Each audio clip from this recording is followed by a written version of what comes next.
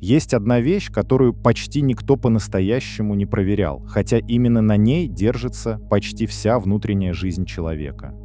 Ты считаешь, что твои мысли принадлежат тебе, что именно ты их думаешь, что именно ты их создаешь, выбираешь, запускаешь, а потом уже живешь внутри их последствий, будто это естественно и будто иначе быть не может. Но если остановиться хотя бы на минуту и посмотреть чуть внимательнее, возникает очень странный и даже неудобный вопрос. Ты действительно решаешь мысль до того, как она появилась, или она просто возникает, а ты замечаешь ее уже после? С самого утра внутри включается знакомый поток. Внутренний голос начинает что-то объяснять, напоминать, оценивать, сравнивать, тревожиться, спорить, рисовать сценарии, возвращать тебя в прошлое, подталкивать в будущее. И все это настолько привычно, что почти никто уже не замечает самого главного. Не замечает, что между появлением мысли и автоматическим признанием ее своей почти нет зазора. Будто любая фраза, всплывшая в голове, сразу получает печать подлинности, сразу становится частью тебя, сразу превращается в твое состояние, в твою правду, в твое настроение, в твою личность на этот момент. И именно здесь скрыт один из самых мощных обманов восприятия. Потому что мысль приходит, а ты почти мгновенно становишься ей. Пришла мысль, что ты не справишься, и тело уже сжимается, голос внутри становится тяжелее, будущее окрашивается в серый цвет. Пришла мысль, что что-то пойдет не так, и тревога уже заполняет грудь, дыхание меняется, внимание сужается. Пришла старая мысль о себе, что ты недостаточно хорош, что тебе снова не повезет, что у тебя не получится удержать ситуацию. И ты уже не просто слышишь это, а начинаешь жить из этого, будто это не случайный ментальный импульс, а объективное описание реальности. Но если посмотреть без попытки сразу все объяснить, становится видно нечто очень простое. Ты не выбирал большинство этих мыслей заранее. Попробуй прямо сейчас вспомнить мысль, которая была у тебя перед той, что сейчас слушает это. И спроси себя по-честному. Был ли момент, когда ты сначала решил подумать именно это, а уже потом подумал? Было ли внутреннее распоряжение, ясный выбор, команда? Сейчас я запущу вот такую мысль, именно с этим содержанием, именно в этом тоне. Нет. Она просто пришла. Она появилась в поле внимания уже готовой, уже оформленной, уже собранной в слова, и только после этого ты заметил ее присутствие. И вот это наблюдение меняет очень многое, потому что оно ломает старую уверенность, будто ты и есть непрерывный автор всего, что звучит у тебя внутри. Скорее, это похоже на другое. Сначала в глубине уже идет какой-то процесс. Поднимается фон, срабатывает память, откликается тело, включается старая ассоциация, напряжение ищет форму, прошлый опыт накладывается на настоящий момент. И только потом все это доходит до уровня слов, где ты наконец слышишь мысль и называешь ее своей. То есть проблема не только в том, что мысли возникают автоматически, а в том, что ты встречаешь их слишком поздно и потому принимаешь за собственное решение то, что уже давно началось, без твоего явного участия. А если это так, то тогда главный вопрос уже не в том, как заставить себя думать правильно, и не в том, как заменить плохие мысли хорошими, а в том, можешь ли ты вообще увидеть этот механизм чуть раньше, чем он полностью захватит тебя.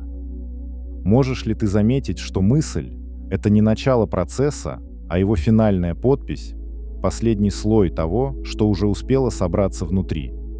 И если это увидеть, то впервые появляется не борьба с собой, а реальная точка свободы. Мысль почти никогда не возникает с нуля, как будто кто-то внутри просто сел и придумал ее в чистом виде. Скорее, она всегда приходит как завершение уже идущего процесса. Как последняя форма того, что до этого было фоном, ощущением, напряжением, телесной реакцией, смутным импульсом, который еще не оформился в слова, но уже начал двигаться. И именно поэтому ты ловишь ее не в момент рождения, а в момент проявления, когда она уже готова, уже звучит, уже имеет направление. и ты просто подключаешься к ней как к готовому потоку, принимая ее за свою инициативу. Это можно проверить не на уровне идей, а прямо в опыте. Попробуй сейчас не бороться с мыслями, а просто посмотреть, откуда именно появляется следующее. И ты заметишь, что до слов всегда есть едва уловимое движение. Как будто что-то в теле слегка сжимается или, наоборот, расширяется. Внимание куда-то смещается, поднимается тонкое ощущение, иногда даже без явного содержания. И только спустя долю секунды это ощущение превращается в фразу, в образ, в мысль, которую уже можно назвать и за которую можно зацепиться.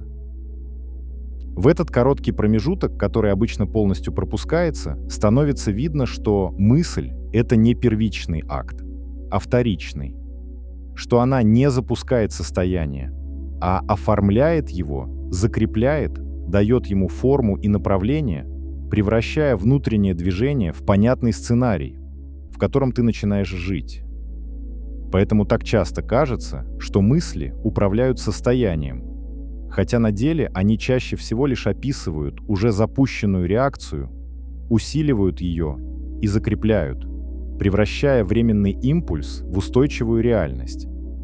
Когда это не видно, возникает ощущение, что ты живешь внутри мыслей, что именно они определяют, кто ты сейчас, что с тобой происходит и что будет дальше.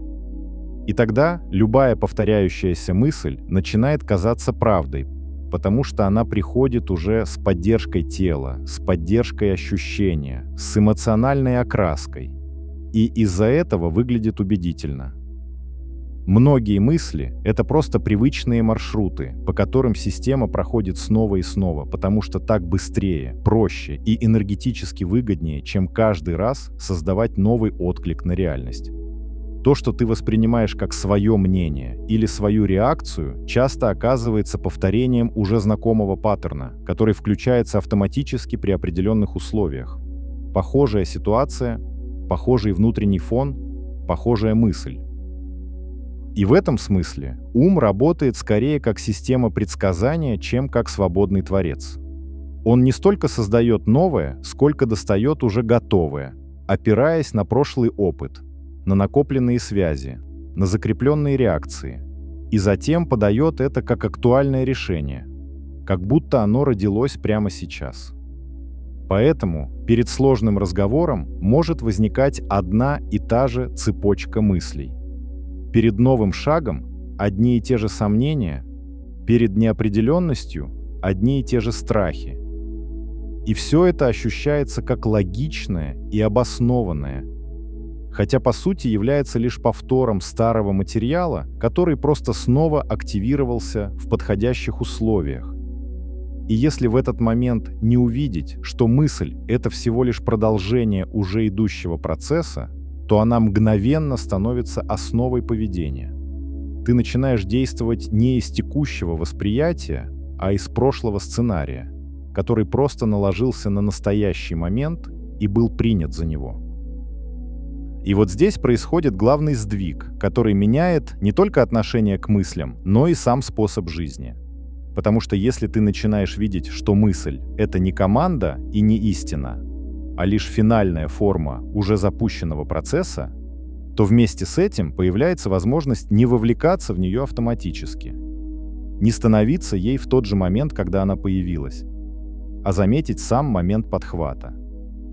Когда внимание цепляется и превращает случайный импульс в личную историю, в состояние, в решение, в направление движения. И именно в этом коротком моменте, который раньше вообще не осознавался, и появляется реальная свобода как очень конкретный опыт. Мысль может появиться, но это не значит, что ты обязан в нее войти. И тогда постепенно становится видно еще глубже, что проблема никогда не была в самих мыслях, потому что они будут приходить. Как приходит дыхание, как приходит реакция тела, как приходит любой процесс, который поддерживает жизнь. Проблема всегда была в полном отождествлении. В том, что любая мысль мгновенно становилась тобой, а значит, определяла, как ты чувствуешь, как ты смотришь на ситуацию, какие решения принимаешь и какой результат в итоге получаешь. Когда это отождествление начинает ослабевать через простое и честное видение, что мысль возникает уже после того, как все началось, меняется сама точка, из которой ты взаимодействуешь с реальностью. Ты перестаешь действовать из автоматического сценария и начинаешь замечать, что между импульсом и действием есть пространство, пусть сначала очень короткое, почти незаметное, но именно оно и становится местом, где возможен другой ход. И тогда все, что раньше казалось фиксированным, реакции, привычные состояния, повторяющиеся ошибки, начинает терять свою жесткость, потому что ты видишь, что это не ты такой, а это просто повторяющийся процесс, который можно не продолжать дальше. В этот момент отпадает необходимость срочно исправлять себя, заменять мысли, убеждать себя в чем-то или пытаться насильно удерживать правильное состояние. Потому что становится ясно, что корень не в содержании, а в самом механизме. И если механизм виден, он уже не работает так же автоматически. Неважно, какие мысли у тебя возникают. Тревожные, сомневающиеся, привычные или даже вдохновляющие. Важно только одно. Видишь ли ты, как они появляются, и замечаешь ли ты тот момент, когда они пытаются стать тобой. Потому что если это начинает быть видимым, то все остальное постепенно выстраивается само, без насилия, без постоянного контроля, без бесконечного анализа. И тогда становится понятно, что дело не в том, чтобы управлять мыслями, а в том, чтобы увидеть, что ты вообще не находишься там, где, как тебе казалось, все решается. И это уже можно не принимать на веру, а проверить прямо в себе, спокойно, без усилия, просто наблюдая, откуда на самом деле начинается каждая следующая мысль и в какой момент ты называешь ее своей. Ссылки, как всегда, в описании под видео.